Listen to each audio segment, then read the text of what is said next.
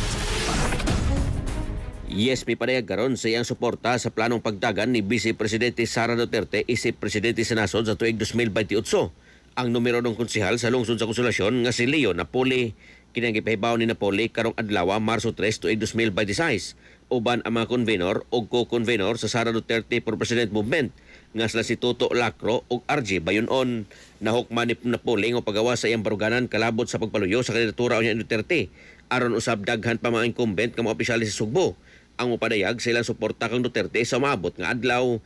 Gipasabot ni Napoli nga ang maayong gawi sa usa ka lider ana-ana ni Duterte. Busa masaligon siya nga madumala niini ang nasod sama sa pagdumala sa iyang amahan nga si kanhi Presidente Rodrigo Duterte. Giklaro ni Napoli nga way bulok politika ang iyang desisyon pagsuporta ni Duterte. Sang nito usab siya masayod kung magpabilin ba siyang konsehal sa lungsod sa tuig 2028. Isip pinakaunang incumbent opisyal sa Sugbo nga miitsa sa iyang pagsuporta ni Duterte nang hinaot siya nga daghan pang musunod kaniya sa maabot nga adlaw nga dili mahadlong padayag sa ilang personal nga baruganan.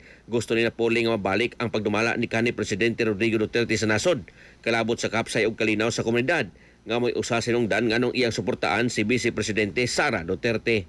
Sa ato mga katropa diha nga nagalubog ug naghanap ang pananaw, inom kanunay og Vision X Plus of Gel Capsule gumikan kay kini kumpleto sa mga phytonutrients nga moprotektar sa itong mga mata. Aduna kini lutein, beta-carotene, vitamin E ug zeaxanthin.